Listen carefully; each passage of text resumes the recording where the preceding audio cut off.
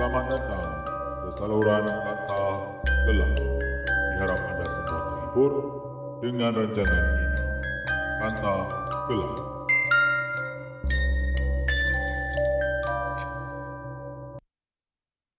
Hello. Ah, apa kabar? Apa kabar semua? Okey, selamat datang kembali ke rancangan Kanta Kelam bersama dengan saya Angie. Salut. Saya harap hari ini keadaan anda semua baik, jauh-jauh lebih baik daripada semalam. Okey. Sebelum saya lanjut, saya ingin memberi sedikitlah pesanan khidmat masyarakat. Saya diharap kita semua patuhilah SOP yang telah disediakan. Sama-samalah kita bekerjasama untuk bagaimana nak cakap bekerjasama untuk menurunkan kadar jangkitan harian yang saya lihat kian bertambah kini. Saya haraplah COVID ni cepat-cepatlah pergi dari bumi supaya kita lebih selesa lah hidup macam dulu. Okeylah, hari Selasa ni merupakan hari perkongsian untuk kisah-kisah jenayah yang ada di seputaran kita dan juga di dunia yang telah saya cari di laman-laman sesawang, dan kemudian saya ubah dan persembahkan, ceritakan kembali kepada anda semua. Diharap semua terhibur. Anggaplah ini adalah penghibur dan peneman anda semua. Okey? Okey. Tanpa buang masa lagi, jom, siapakah orang yang saya maksudkan yang akan kita kongsi pada hari ini? Jom kita tengok. Jom.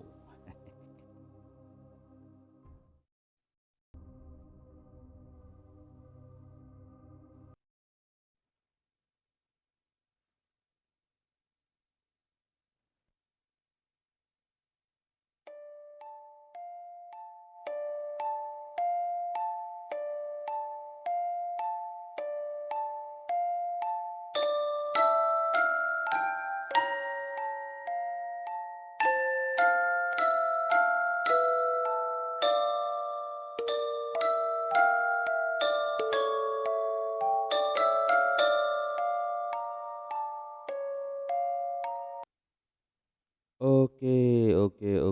Sekejap. Tadi ada lag sikit. Saya harap tak masuk dalam ni lah. Sebab macam lag sikit kan. Tapi tak apalah, saya harap okey lah kali ni. Sekejap, saya dah masukkan ni. Alright. Seperti yang anda nampak ni, pasti anda kenal dengan nama ni kan? Siapa yang tak kenal? Bagi yang otai-otai pasti akan kenal. Siapakah Botak Chin?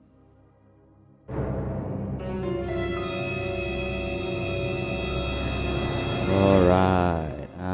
Okeylah guys, kali ini saya ingin mengupas satu nama yang pernah menggegarkan Malaysia suatu ketika dulu. Dia tak lain tak bukan Botak Chin.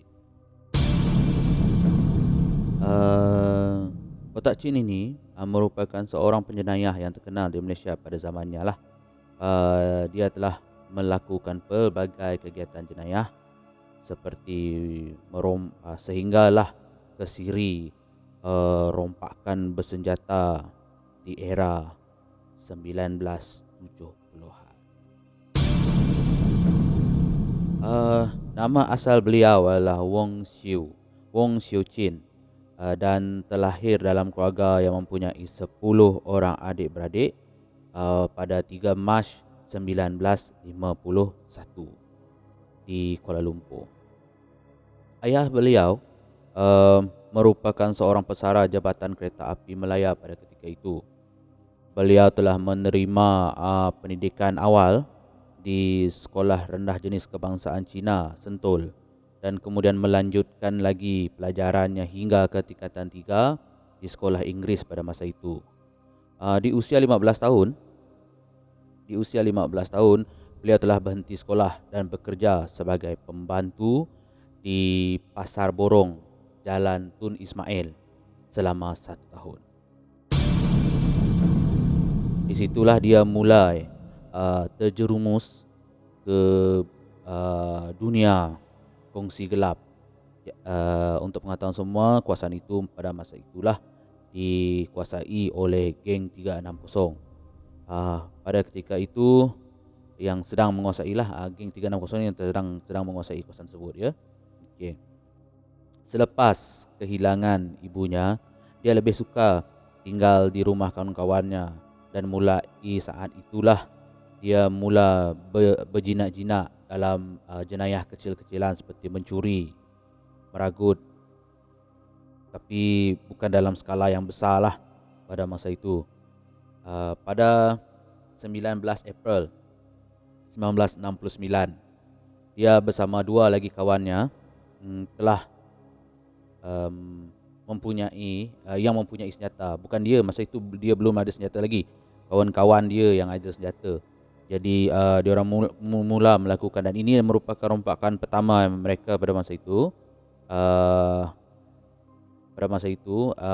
Ini semua kerana dia ni sebab dah bercampur gaul dengan gangster ni tadi kan. Jadi dia pun berasa kagum melihat kehebatan sebagai seorang gangster pada masa itu. Senjata pertama yang dimiliki oleh Botak Chin pada masa itu adalah sepucuk revolver. Setelah bertambah keyakinan dan sokongan, dia telah menubuhkan geng sendiri, dan mereka telah melakukan 8, bukan sikit tu, 8 rompakan pada September 1969. Namun begitu, akhirnya kegiatan Botak Chin, geng Botak Chin ini berjaya ditumpaskan, dan beliau telah ditahan serta dipenjara selama 7 tahun. Namun begitu lagi, dia telah dibebaskan kembali pada November 1974. Selepas keluar, sebaik saja keluar daripada penjara, dia pernah cuba untuk meninggalkan kerja-kerja gangsternya dengan menjadi penjual sayur. Namun ini semua tidak mampu memuaskan hatinya yang selama ini telah selesa di dalam dunia gangster. Pada April 1975, dia kembali aktif dan menumbuhkan geng baru.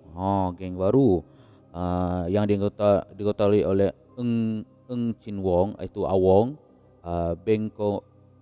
Beh Kok Chin, iaitu Pako Chin, dan Teh Bok Le, iaitu Secai. Sebulan kemudian, Botak Chin telah ke Thailand. Nak tahu apa dia buat dekat Thailand? Dia telah membeli senjata api untuk kumpulannya. Tapi tanpa menunggu lama tau. Dia pada 2 Jun dia telah merompak sebuah pusat perjudian haram yang ada di Sentul, dan mereka berhasil melarikan RM5,800 pada masa itulah. Hasil rompakan ini telah dibawa kembali oleh Botak Chin ke Thailand untuk membeli senjata tambahan buat geng-gengnya.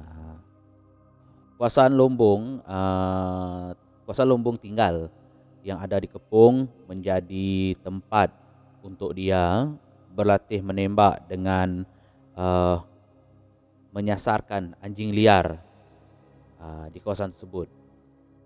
Botak Chin berasa cukup hebat dan secara terang-terangan mempamerkan senjata api senjata apinya di pasar Sentul. Orang yang melihat pada ketika itu memang siapa yang berani kalau tengok orang tengah acukan senjata ke sana ke sini kan, siapa yang berani nak tegur? Seorang pun tak berani tegur kerana takut menjadi mangsa balas dendamnya nanti. Okey. Pada 20 Julai, sebuah bank di jalan IB menjadi sasaran rompakan dan mereka telah berjaya melarikan 95,000 pada masa itu. 25,000 sebagai bahagian si botak Chin ini, dia telah beli sebuah kereta jenama Datsu melalui kawannya. Dia telah membayar 3,600 sebagai deposit. Tetapi tak tahulah sama ada dia ada bayar ansuran bulanan selepas itu ataupun tidak ada dinyatakan. Sebuah kuil Cina di jalan kolam air kemudian menjadi sasaran. Beberapa pemain mahjong telah dirompak. RM10,000 selain daripada barang kemas serta barang berharga lain menjadi mangsa hasil botak Chin pada masa itu.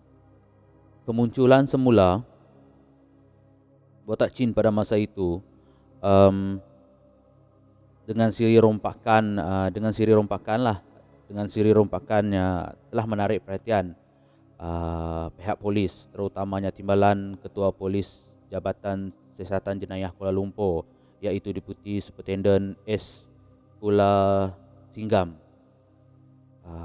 pada masa itulah. Dan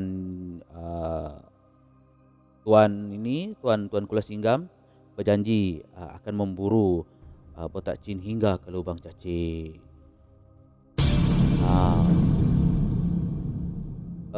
Kesukaran mendapatkan senjata api baru menyebabkan botak Chin menjadikan polis pula sebagai sasarannya. Adik. Dia merampas 3 pucuk pistol milik anggota polis dan ketika merompak sebuah bar di Sentul, beliau merampas satu lagi selaras senjata milik pegawai keselamatan. Pasukan polis terus memburu pada September itulah. Polis mengesan kereta Alfa Romeo curi yang dinaiki botak Chin dan anggotanya yang lain. Disegambut dalam selepas dikejar sejauh 3.2 km dan dihujani dengan tembakan polis, kereta itu berhenti dan botak Chin segera menyelinap ke kawasan setinggan yang ada di situ. Dalam keadaan yang kelam kabut, geng ini telah tertinggal sepucuk revolver di dalam kereta. Botak Chin bersama anggotanya yang lain termasuk seorang yang cedera ditembak berjaya melepaskan diri apabila mereka berjaya merampas sebuah kereta jenis Volvo milik seorang pegawai bank. Pada 25 September pula, orang kanan botak Chin Chow Kwan ataupun Akwan ditembak mati di sebuah kedai runcit di jalan Coville Hill. Tapi kematian ini tidak menghalang kelangsungan kegiatan merompak botak Chin dan kawan-kawannya yang lain. Rompakan terbesar botak Chin ialah pada 26 Oktober 1975. Dia berjaya merampas 218,000 selepas menembak pegawai keselamatan yang membawa wang dari klub lumba kuda. Hasil agihan ini sebanyak 40,000 botak Chin telah kembali ke Thailand. Dia memang pergi Thailand saja untuk beli senjata. Dekat Thailand senang dia nak beli senjata sebab dia pun memang ada macam kawan dekat sana kan yang boleh memudahkan lagi tugasan jual beli dia dekat sana kan. Dia pun Thailand beli senjata, menjadikan sekarang dia memiliki 19 buah senjata, 5 buah bom tangan dan kira-kira 1000 butir peluru. Bagaimanapun kedudukan Botak Chin sebagai ketua mula terancam apabila ada yang cuba mencabarnya. Memanglah jika kita di atas memang sentiasa ada yang di bawah ingin menjolok kan. Itu memang dah biasa tu, dah biasa. Okey, dia bertindak cepat dan beberapa hari kemudian Tua Poilek, ketua geng 5 Jari Gunung dan anggota gengnya sendiri Ahwong ditemui mati ditembak di kawasan lorong Lombong, bukan lorong, sorry, maafkan saya, di kawasan Lombong tinggal di Jinjang. Seorang lagi, orang kanannya si Chai pula mati membunuh diri selepas dikepung polis di Jalan Alo. Pada awal tahun 1975, Botak Chin mengambil anggota baru diikuti dengan 3 rompakan dengan wang yang berjaya mereka larikan kira-kira 400,000. Pada masa yang sama 7 orang mati ditembak, selain ada juga yang ditangkap. Polis juga merampas 15 senjata api, peluru dan bom tangan. Seterusnya selepas perancangan rapi polis, akhirnya Botak Chin berjaya dijerat. Beliau berjaya dijerat. Beliau, saya ulangi setelah perancangan yang rapi daripada pihak polis, akhirnya Botak Chin sendiri terjerat pada malam 16 Februari 1976.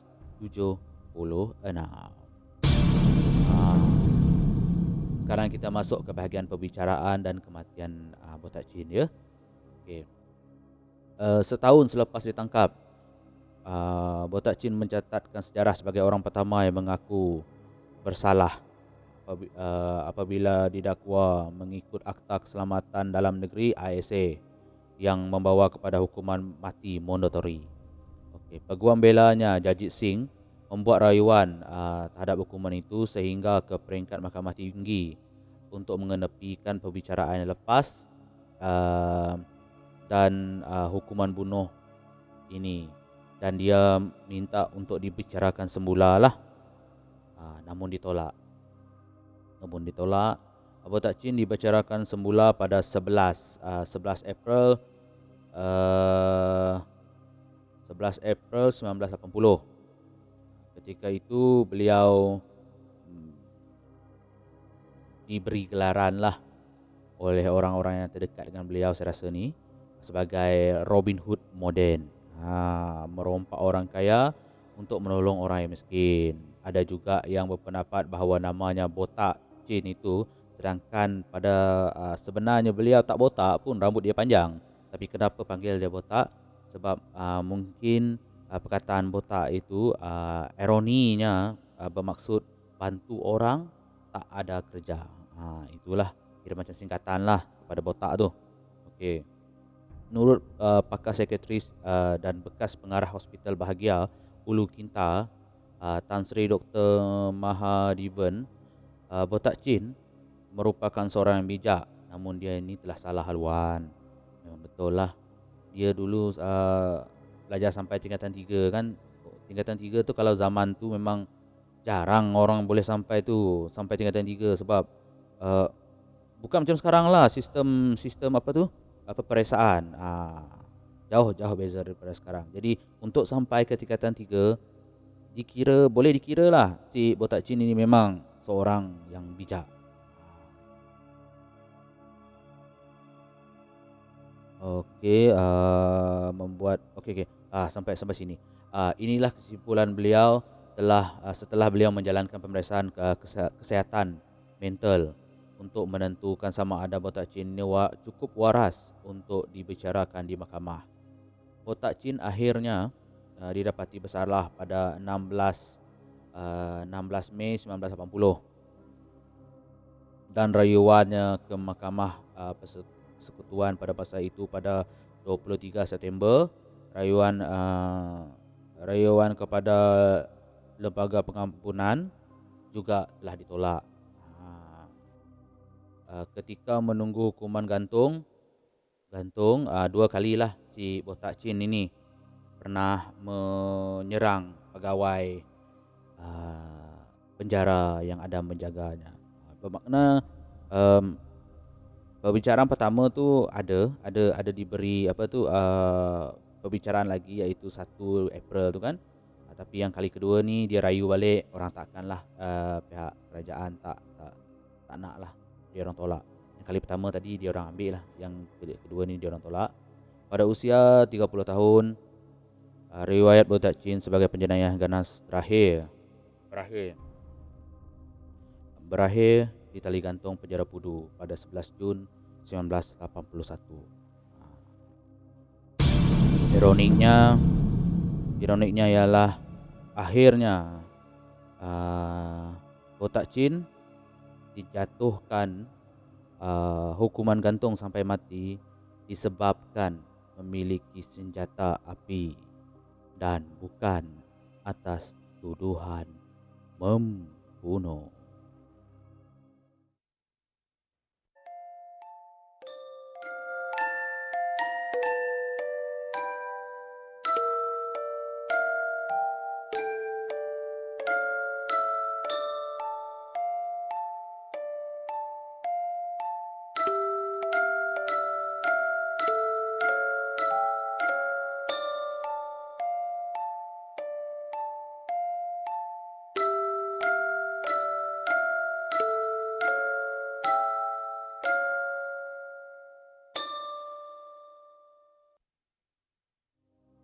Okay guys.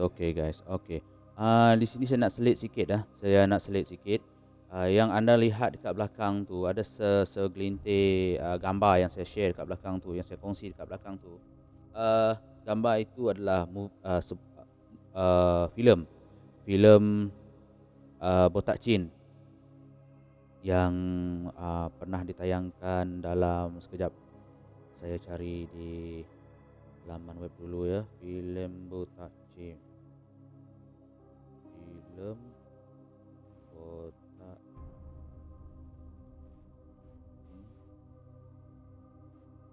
Sekejap.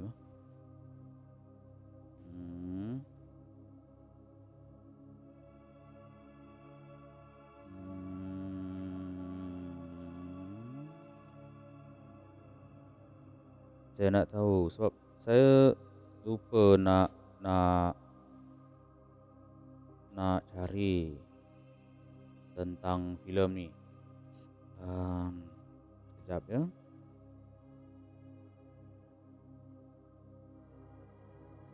Saya nak cari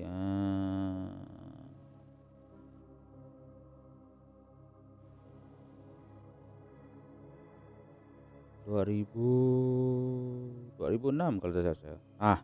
2006. 2006. Yang telah ditayangkan pada 2006.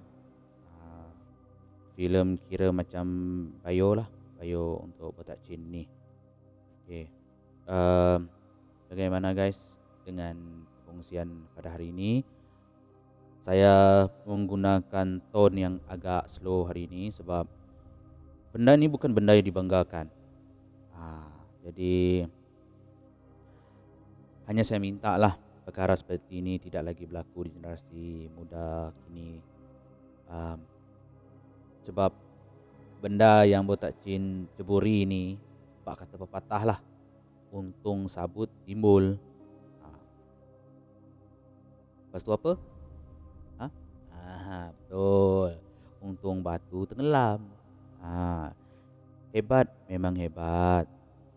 Dan jika benar dia dijuluki Robin Hood Melaya pada masa itu, tetap juga matlamat tidak menghalalkan cara. Maafkan saya lupa nak tu. Maaf.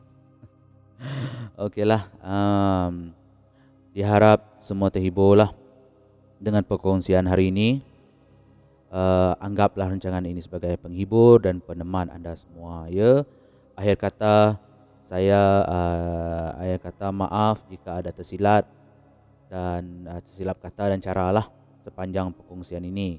Anggaplah semuanya sekadar hiburan dan seperti yang saya selalu katakan, jalankanlah kajian anda sendiri untuk lebih kepastian. Tetap patuhi SOP, kita masih belum menang lagi, okey. Sasaran kita masih jauh. Masih jauh. 4K itu masih jauh, 4,000 masih jauh.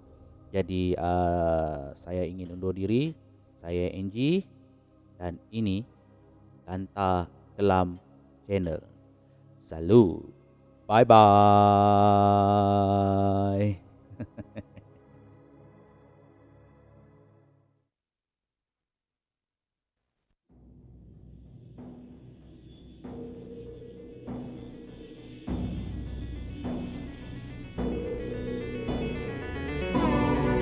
Terima kasih telah membina saluran kata. Harap semuanya terhibur dengan pengungsian yang telah disajikan, karena semua ini hanyalah satu hiburan. Sampai jumpa lagi. Terima kasih.